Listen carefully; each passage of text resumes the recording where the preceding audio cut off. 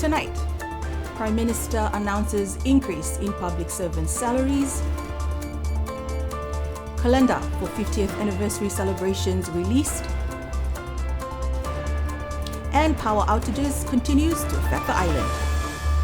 Good evening and welcome to our BCN News Bulletin. I'm Mersa Takala. A special whakalofa atu to our viewers from across the region, thanks to our partners at Pacifica TV. Leading our bulletin tonight, Prime Minister Dalton Tangilangi announced the increase to the salaries of public servants at the sitting of the Niue Assembly last month. The changes will see an increase of more than $1.5 million to the government's annual personal budget. Prime Minister Tangilangi informed the Assembly that the minimum salary for public servants is now just over $20,000 per year. He said that the increase has been in the planning for some time, working with the Public Service Commission. The increase to the salary started in July with the new financial year. Prime Minister Tangilangi also called on the public servants to work honestly and to respect and follow their obligations and commitments to the public service. He also announced the increase to the pension for those over 60 years old. The pension has increased to $500 per fortnight. Power outages continued to affect the island. Power went out around 11 p.m. on Tuesday night, but was restored several hours later to the southern side of the island. Meanwhile, power remains out from Matalave to Liku since Tuesday night. Last night, there was another island-wide outage. People took to social media complaining about the continuous power outage. At 10 p.m. last night, power was restored to the whole of the southern feeder to Hakupu, but only managed to restore power to Matalave Tuapa. The message from the Department of Utilities and Niue Power was issued just after 10 p.m. last night. The villages from Namakulu, Malekau, Hikutavake, Toi, Mutalau, Lakepa, and Liku remain without power. The Niue Power team took a much-needed break last night and will continue today to find the fault on the northern feeder so power can be restored to the other 6 villages. The government has released the calendar of events for the upcoming 50th anniversary of self-government this month. Here's more on this story. Several high-level dignitaries will be arriving, including the Governor-General of New Zealand and Niue, Dame Cindy Kiro. The President of Fiji, Ratu Williame Maivalili Katunivere, will also be arriving for the celebrations. The Prime Minister of the Cook Islands, Honourable Mark Brown, and a delegation of the Niuean community from the Cook Islands will also be arriving next week. The Uluo Tokelau Alapati Tavite will also be arriving for the celebrations. There will be 2 groups from New Zealand. The Niue Wellington Youth Group will arrive on the 14th until the 21st, and the Whawona Primary School Wangahau Niue Group will arrive on the 14th until the 25th. The New Zealand Royal Navy vessel Manua Nui will arrive from the 17th to the 22nd of October. The activities for the month-long celebrations will begin this week with the Taro Festival held today at the Niue Coffin Sports Club. Losana Soneholo for BCN News. Technology is no longer a tool for convenience, but the backbone of our modern economy. This was the sentiments made by the Honourable Crossley Tatui, Minister for Finance and Infrastructure, while officially opening the one-day 2024 National ICT Symposium with the theme Innovating Niue's Digital Landscape. While opening the ICT Symposium yesterday, Minister for Infrastructure Honourable Crossley Tatui mentioned that according to the Pacific Islands Forum database, Niue is the last country in the membership forum to launch an ICT policy. The growing importance of ICT in achieving our development pillars, including the need for stronger emphasis and prioritization in our national strategic plan. Technology is no longer just a tool for convenience. It is the backbone of modern economies, education systems, healthcare, governance, community development, and social services. So the global shift towards digital transformation is undeniable. The government of Niue also launched its National ICT Policy 2023 to 2030, as well as the National Digital Strategy 2024 to 2030 booklet that will set a clear direction on how to implement the goals of the policy. Honourable Tatui thanked the ICT Advisory Committee and all the sponsors for organising the event. Alongside the ICT policy, the digital strategy sets a clear direction for how we will implement and achieve the goals laid out in the policy. It is designed to provide practical steps for our approach to digital transformation. Chairman of the ICT Advisory Committee, Desio Sione Holo, shared what the sessions will involve. The National ICT Policy has got 9 key priorities. We've highlighted 4 priorities to concentrate on for the day, because we only have a day. So out of those 4, we're going to have speakers and presenters, and then followed by a panel session.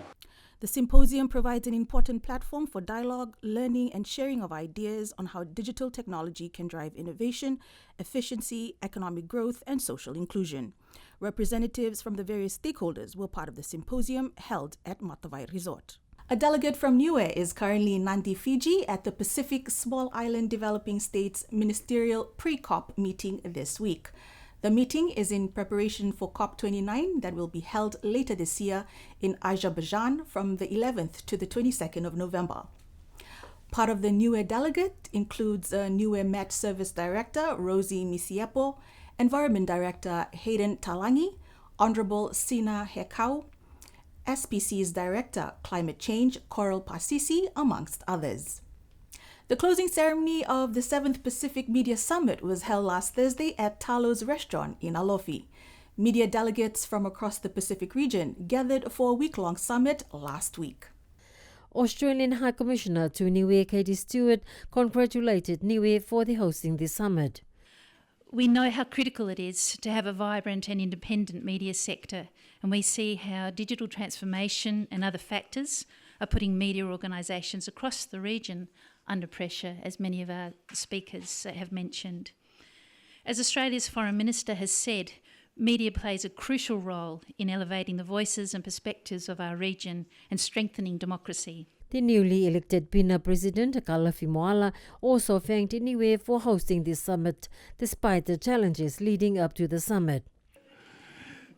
It's been so wonderful being here.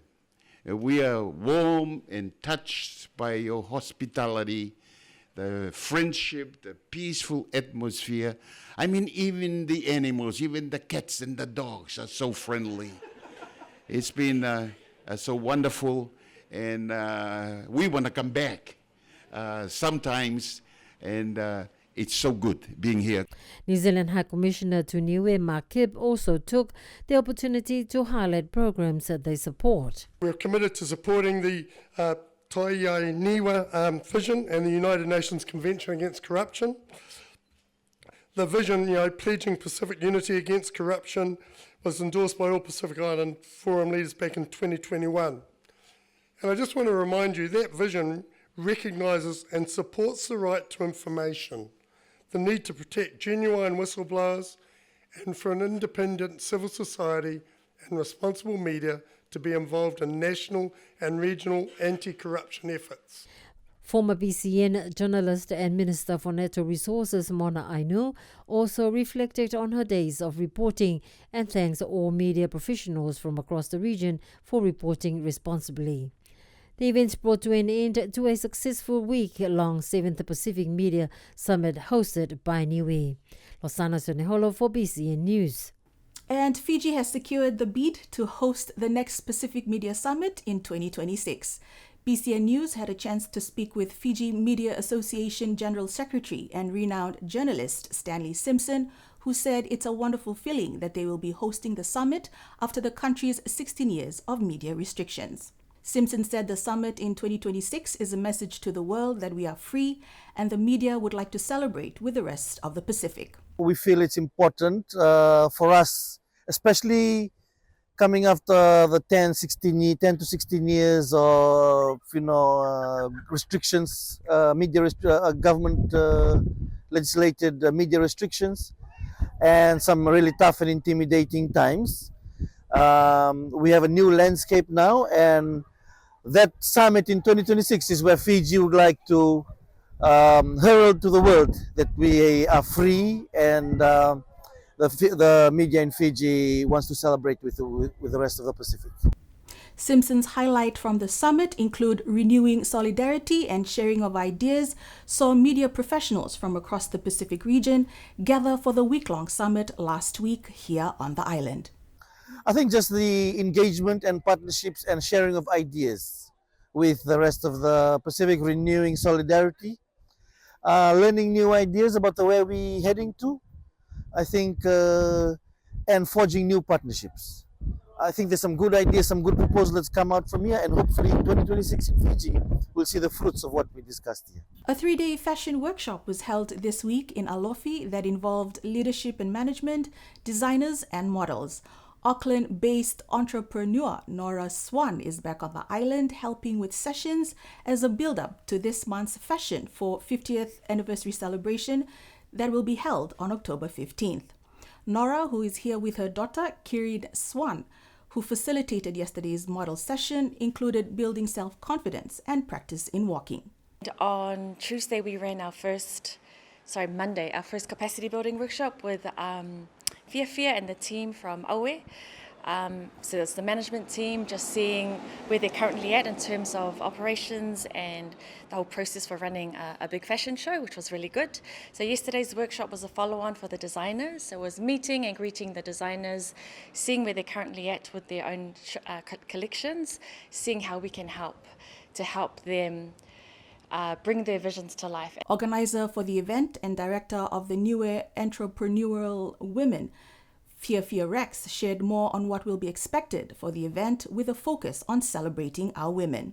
So on the 15th of this month, we have a culinary event happening. So as part of our alumni, we actually look after several sectors, all sectors I would say for our alumni. It's not limited to the fashion industry. We've got the first judging of our culinary creators. So best new dessert, best new savory, best sustainable store, and best overall dish. So we're including our culinary creators from our alumni, and that will happen pre-fashion show. That's not open to the public, that's strictly for our judging. But on the night, 5:30 to roughly 10 p.m., it is going to be a great event. The workshop is supported by the New Zealand High Commission in Niue and the US Embassy, New Zealand. Chinese contractors last week began maintenance work on the BCN Tower and repainting their China satellite dish situated outside the BCN office. The work is part of a broadcasting and TV station maintenance and equipment upgrade agreement between the Chinese government and Niue government. The agreement goes way back to 2004 during the devastation of Cyclone Heta that damaged the transmission tower at Fonuakula and the construction of the tower at Sakana. The current project, which will run until 2030, will include the replacement of parts for BCN's transmission tower in Sakana and the upgrade of TV Niue's digital platform. There are 6 Chinese contractors working on the maintenance that is expected to be completed by the end of the year. Niue Primary School received a donation of 20 ukuleles from Australian Ukulele Orchestra Ian Potter last Friday. Here's more on this story. After a request from one of his former students, Jason Mason, who has links to Niue for ukuleles, this has become a reality for Ian Potter as they handed over 20 ukuleles to Niue Primary School. I was asked by one of my ex-students if I could find the funds for 20 ukuleles and come over here and give them to the school. So we jumped on an aeroplane about a week ago and came over here with 20 ukuleles, and I've been helping the children, as you can hear behind me, learn how to play some ukulele. Porter said that the feedback from students has been fantastic as he conducts sessions with the primary and high school students, including the teachers as well. They're fantastic, they're loving it. I did a workshop with the senior school last week, and they were doing one with the junior school today, and I think the teachers tomorrow. So all 3. Porter is on the island for the first time and has been enjoying every moment with it and plans to make future trips. It's my first time. It's lovely. We've been diving and it's unbelievably clear water, lots of fish. Been fantastic. I'm here with my wife and one of my relatives, and we're having a great time. BCN News had a chance to speak to renowned New Zealand sculptor Chris Booth, who was recently on the island to work on a project. Born and raised in a small town located in the northern island of New Zealand, 75-year-old Chris Booth's passion for sculpting was inspired by his mother growing up in an orchid farm and his love for nature. Chris uses rocks from locations around the world to create sculptures and collaborate and connect with local people. My mother saw in me when I was just 8 or 9 years old that I had some talent. I didn't think I had any talent at all, but she saw some talent and she really encouraged me. And as I said, we were brought up on an organic orchard, and subsequently I had this passion for nature. I was brought up with nature, and so I've never stopped that passion. I still have this. It's where my inspiration comes from. Chris studied performing arts and left for Europe to further his skills before returning to New Zealand, where his work has taken him around the world. His sculpture on the Rainbow Warrior Memorial in New Zealand, created 34 years ago, is one of the highlights of his career. Taking care of his body is important as his work requires a lot of lifting, so he employs a team to assist him when working on major projects. And it wasn't until in the mid-80s that finally I was able to start building a full-scale sculpture, and that was the Rainbow Warrior Memorial, where, as you know, the Rainbow Warrior was a Greenpeace ship that was about to head back up to Muraro to protest against the continuing nuclear testing that the French were doing, but the French sent espionage agents to New Zealand, who then put 2 limpet mines onto the ship and sank it in Auckland Harbour. And Fernando Pereira died as a result of that. Luckily, no one else did. And then I was asked after that, because it was already known amongst the people in my area that I was a very strong advocate for the environment. He is currently working on a project in Liku alongside renowned artist Mark Cross. We saw this the satellite dish that is no longer being used, and we're wondering whether we could actually, because you can see behind me that we're using, Mark has been using recycled materials a lot here, and I think the idea that a little island like this can recycle their materials and to make something beautiful out of it would be a really, really great option. So I'm thinking more about the possibility of using the satellite dish. Chris said the best part of his work is the powerful message on climate change and the protection of the environment portrayed by his pieces that are on display for the public to visit. And on our feature segment, BCN News is sharing the story of Levy Art owner Jasmine Vaha. Jasmine was born and raised in Samoa, watched her mom sew growing up, and never realized that when she moved to Niue in 2012 that she would one day own her own shop. A young business owner but already making waves on the Rock and abroad, Levy Art owner Jasmine Vaha began her business back in 2019 when she first started sewing clothes from home to now having her own shop. So Levy Art was established back in 2019. But before that, I was already doing printing and orders from home.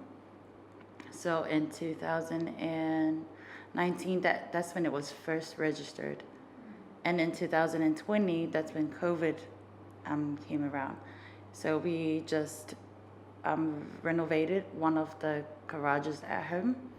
And then that was my printing house from 2020 to 2023. Her custom-made designs are unique as they are a mixture of both Samoan and Niuean designs, signified by the name of her business, Levy Art, meaning family-inspired art or united art. One of her challenges is the lack of skilled tailors, as she is just one person doing it all at the moment, from designing to sewing. So the printing and sewing was bread and butter for my family back home. My mom did exactly the same thing, selling at the flea market. Yeah, it was printing. She did exactly what I was doing, what I am actually doing right now, from creating things from scratch, from printing to sewing to selling it herself back home. So we grew up on it, and I wasn't really keen on it, but it was just those late nights where I'm studying next to her while she was doing it. And then from then on, I came to Niue. There was nothing, like no one was doing it at the time. So yes, it was just like by memory and back and forth calling my mom of how this and that was done. And that's when I think it started. The different things that we sew, we mainly do custom made. So the things that you see here are just stock, and it's like an example of what we could make for you. The majority of our customers are women, that's our main market, are women. They bring in their own style, they request their own colors, and then I try to do the best I can, I guess, to pull through with the style that they prefer, that suits them, the colors that suits them. So we do dresses, skirts, pants, and any of the garments that our customers request from us. Jasmine said her main customers are the women on the island, and her pieces have made it as far as Holland and France from tourists who buy as well from her shop. Her advice to anyone on the island wishing to start their business is family support is important, as she wouldn't have made it if it wasn't for them. I would say that for people who wants to actually have a business like full-time, family support is very important. You can't do it alone. I wouldn't have been able to have pulled this off without my family. Both sides, my Lee family and my Waha family. Yeah, you have to have the support that you need, and that if you fail, it's okay. Because I did say to someone, someone asked me, what if it's a mistake?